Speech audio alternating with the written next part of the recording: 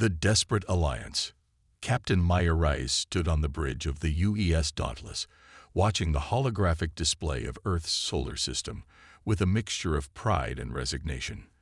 The ships of the 7th Exploration Fleet hung in orbit like aging sentinels, 23 vessels that had seen better days. Some had been commissioned before she was born, others repurposed from civilian use. The 7th wasn't Earth's pride. It was Earth's afterthought. Captain, Lieutenant Commander Jackson called from the communications station. "We're receiving a priority transmission from UNDF headquarters. They're requesting your immediate presence." Maya frowned. The 7th Fleet rarely received priority anything. 4 hours later, she stood in the United Nations Defense Force chamber, surrounded by admirals and politicians. Before them hovered a being unlike any Maya had seen in her 15 years of service, a Taldorian. Its translucent, 6-limbed body pulsed with bioluminescent patterns that the translator converted to speech. "The collective has already consumed 3 systems in the Outer Rim," the alien ambassador, Vexlar, explained. "Our most advanced warships are rendered inert upon engagement. The Taldorian Conclave estimates total subjugation of our civilization within 30 Earth days." Admiral Kendrick, head of the UNDF, leaned forward. "Ambassador, we sympathize with your situation, but Earth is still recovering from the Proxima conflict. Our primary battle groups are deployed throughout human space maintaining stability." "We understand." Vexlar's patterns dimmed. "But the collective will not stop with Taldorian space. They are systematic consumers of technology and resources. Earth will eventually face them alone." Maya watched the council members exchange glances. Earth's relationship with the Taldorians had been tense since first contact. The technologically advanced species had regarded humans as primitive curiosities, barely worth diplomatic recognition. "What precisely are you requesting?" Admiral Kendrick asked. "Military intervention," Vexlar replied, his bioluminescent patterns intensifying. "The Taldorian Conclave offers complete access to our quantum crystalline technology in exchange." The chamber erupted in whispers. Quantum crystalline technology was decades beyond Earth's capabilities, the foundation of faster-than-light communication and advanced energy manipulation. Admiral Kendrick sighed. "Ambassador, we simply cannot spare our advanced fleets. The Security Council has already voted." Maya found herself speaking before she realized it. "We could deploy the 7th Fleet." The chamber fell silent. Then Admiral Zhao laughed. "The 7th? It's a collection of outdated vessels crewed by cadets and specialists who don't fit elsewhere in the fleet. The 7th is operational," Maya countered. "And we're already prepped for deep space deployment." President Alvarez studied Maya thoughtfully. "Captain Rice, your fleet consists of 23 vessels, most at least 20 years old. The collective has destroyed hundreds of Taldorian warships with significantly advanced technology." Maya nodded. "Yes, Madam President, but there's something the Taldorians haven't considered about human vessels and human tactics." 2 weeks later, Captain Rice stood on the bridge of the Dauntless as the 7th Fleet dropped out of hyperspace at the edge of the Taldorian home system. Beside her, Ambassador Vexlar watched with multiple eye stalks as the human vessels assumed formation. "Your ships are..." Vexlar searched for a diplomatic term. "Old," Maya offered with a smile. "Yes, they are." Lieutenant Rodriguez at Tactical reported. "Captain, long-range sensors detect 3 collective harvester ships entering the system, each approximately 12 kilometers in length. On the view screen, the massive black vessels looked like jagged obsidian knives cutting through space, trailing streams of energy that disrupted the very fabric of reality behind them." "They're scanning us," Rodriguez added. Maya nodded. "Let them. Deploy all ships in Hydra formation. Power all systems to maximum output. Make us as visible as possible." Commander Sarah Chen, her first officer, raised an eyebrow. "Captain." "The collective adapts to what it knows," Maya explained. "Let's give them something to focus on." Vexlar's translucent appendages trembled. Taldorian doctrine is to minimize detection signatures. Your ships are announcing themselves. Precisely.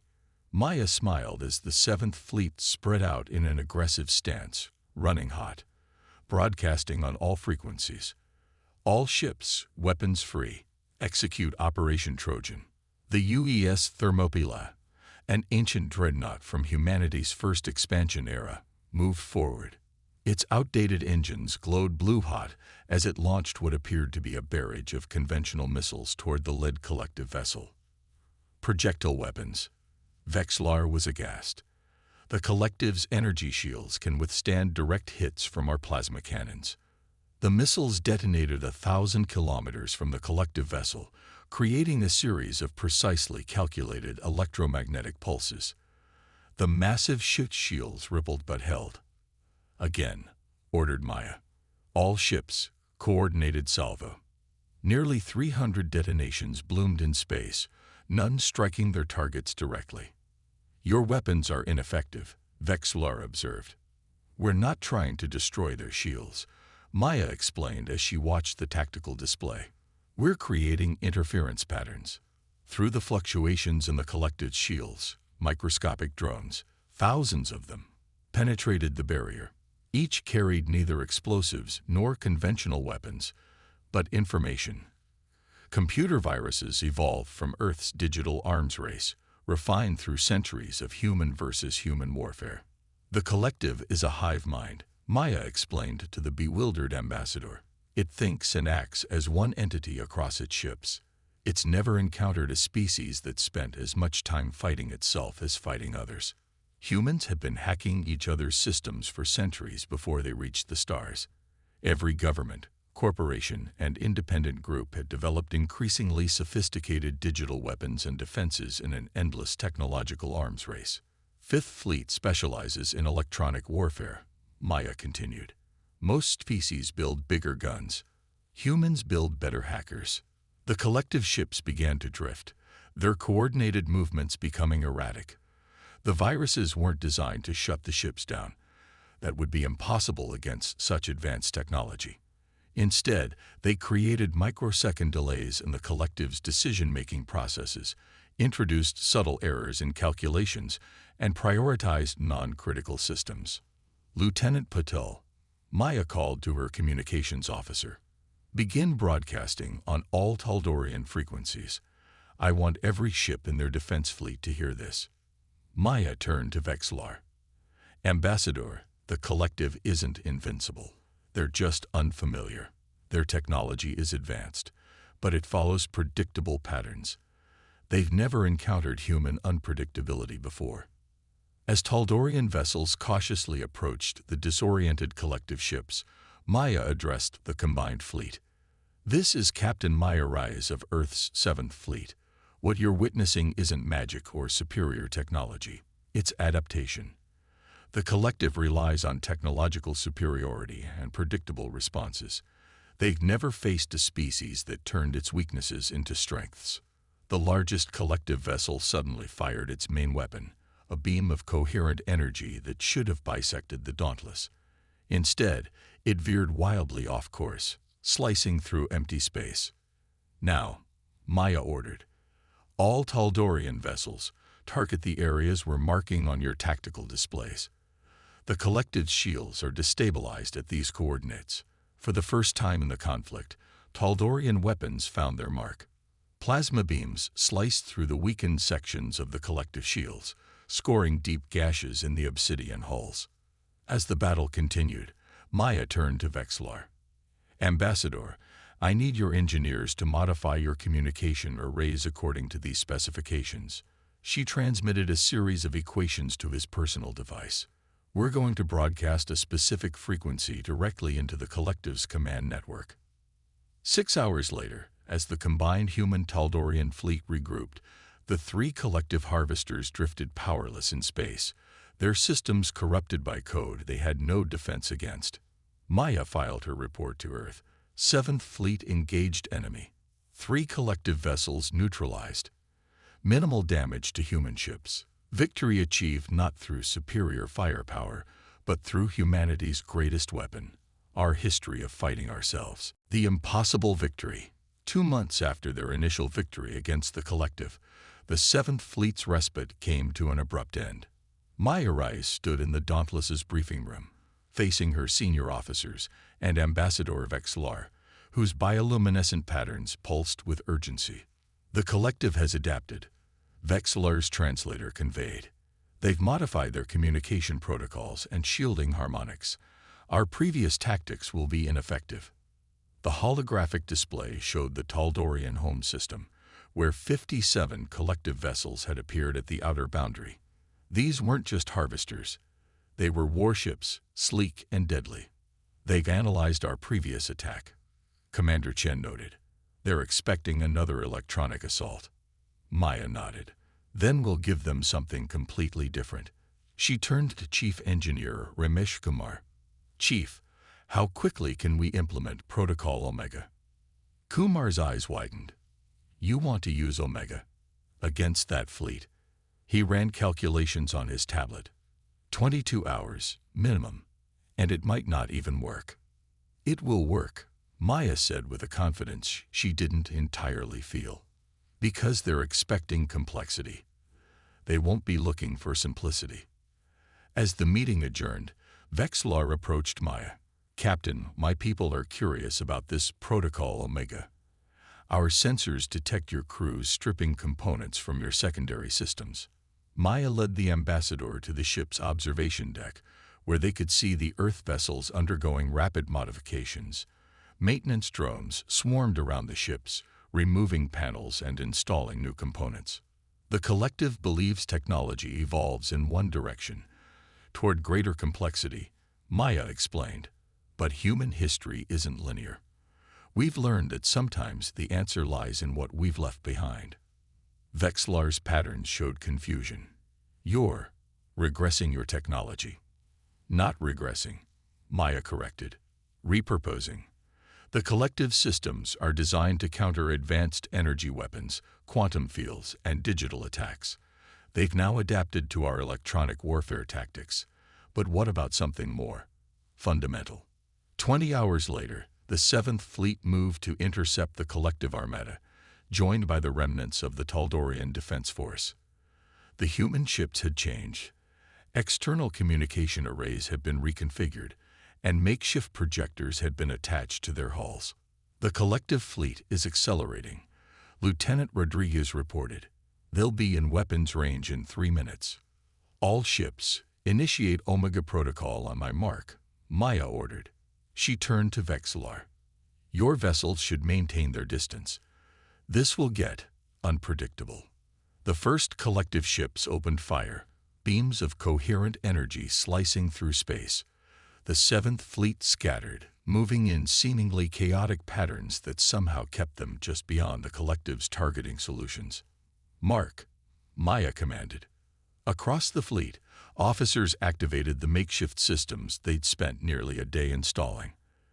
The UES Dauntless shuddered as its modified communication array powered up, broadcasting not digital signals but pure analog noise, modulated radio waves across specific frequencies. What are you doing? Vexlar questioned as the tactical display showed the Collective ships faltering. Radio waves, Maya explained. Specifically, modulated patterns that resonate with the quantum crystalline structure of their communication systems. We're not hacking them. We're creating physical interference. The Collective ships began to slow, their formations becoming disorganized as their internal communication networks experienced unexpected physical resonance. The crystalline components that formed the basis of their technology began vibrating at frequencies they weren't designed to handle. The Collective evolved beyond radio communication millennia ago, Maya continued. They don't even monitor those frequencies anymore. It's like trying to hack a quantum computer with a stone tablet. It shouldn't work, except the stone is hitting the computer's power supply. The UES Thermopylae moved forward, launching not missiles this time but specially designed probes. Simple devices broadcasting concentrated radio pulses directly at the Collective flagship. Second phase, Maya ordered. Chief Kumar activated another system, and powerful electromagnetic pulses radiated from the human ships in precisely calculated patterns. Not enough to damage the collective vessels directly, but sufficient to create interference patterns where they overlapped. Vexillar watched in amazement as the mighty collective warships began drifting out of formation, their precision movements degrading into chaos. They can't coordinate, the ambassador realized.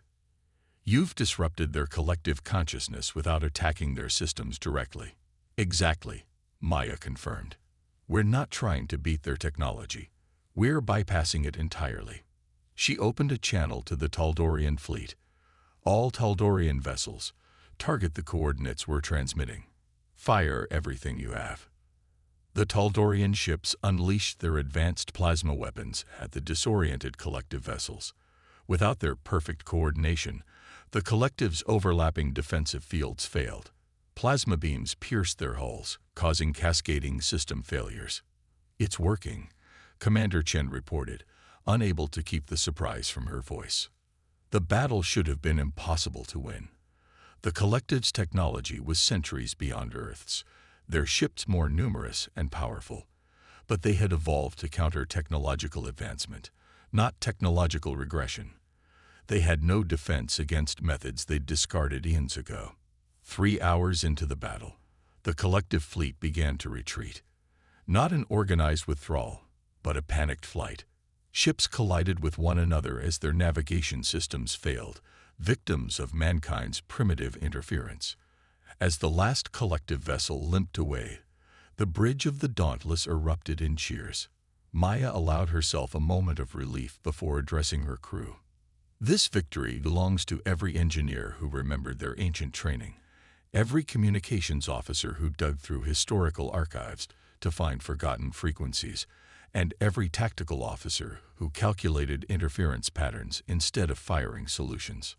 Later, in the quiet of her ready room, Maya received a transmission from Earth. Admiral Kendrick's hologram appeared, his expression a mixture of disbelief and admiration. "The Security Council has reviewed your after-action report, Captain," he said. "They find your methods unorthodox, but effective, sir," Maya replied. Kendrick nodded. "Indeed, the Taldorian Conclave has formally requested that the 7th Fleet remain in their territory as a permanent defensive force. They're offering unprecedented technology exchange agreements." Maya raised an eyebrow. The 7th Fleet, the collection of outdated vessels crewed by misfits. Kendrick had the good grace to look embarrassed. "It seems we all underestimated the value of historical perspective. The Security Council is reorganizing fleet priorities. The 7th will be receiving new resources and personnel." After the Admiral's transmission ended, Maya found Vexillar waiting outside her ready room. "Captain Reyes," the ambassador began, his patterns showing formal respect. "The Conclave has asked me to convey something of great importance. We have spent millennia advancing our technology, always forward, never looking back. We discarded simplicity for complexity, believing it was the path of progress. There's value in complexity," Maya acknowledged. "Yes, but also vulnerability," Vexillar countered. "The collective defeated us because they understood our advanced systems better than we did. You defeated them because you understood something more fundamental, that sometimes strength lies in what others perceive as weakness." The Taldorian extended a translucent appendage, offering Maya a small crystalline device. "This contains our complete technological archives, including theoretical research we've never shared with any species. The Conclave believes humans will use it wisely, not just to advance, but to integrate, to find a harmony between the old and the new." Maya accepted the device with appropriate solemnity. "We'll honor that trust, Ambassador." As the 7th Fleet established a permanent base in Taldorian space, other species in the galactic community began to reassess their understanding of humanity. They had dismissed humans as newcomers, technologically inferior and naively optimistic. Now, they saw something else. A species whose fractured history had created unique resilience, whose technological evolution had followed no predictable path. The official Galactic Registry entry for humanity was updated once more. Humanity's greatest strength is not their technology, but their relationship with it. They neither worship progress nor fear the past. They are not bound by evolutionary logic or technological determinism. They remember what others forget and imagine what others cannot see. In this lies their power, and perhaps the salvation of us all. Maya Rise stood on the observation deck of the newly established Harmony Station, watching Earth and Taldorian engineers working side by side, each learning from the other. The Seventh Fleet had been renamed the Vanguard Fleet. Its mission expanded from exploration to diplomatic protection and technological exchange. "We turn our greatest vulnerability into our greatest strength," she murmured to herself, recalling her words to the ambassador months ago. A young ensign approached with a report, hesitating before speaking. "Captain, long-range sensors have detected unusual activity at the edge of the Arcturus system. The pattern matches preliminary readings of collective ships." Maya took the report, studying it carefully. "They're persistent, I'll give them that." "Should we alert the Taldorian conclave?" the ensign asked. Maya smiled. "Yes, but tell them not to worry. The collective thinks they're learning about us, adapting to our methods. They don't understand yet." "Understand what, Captain?" "That adapting to humans isn't about countering our last tactic. It's about preparing for a completely different one." She handed the report back. "Assemble the senior staff. It's time for Protocol Delta." As the ensign hurried away, Maya turned back to the view of stars beyond the station. The collective thought they were facing a predictable enemy, one that could be analyzed and defeated through superior technology.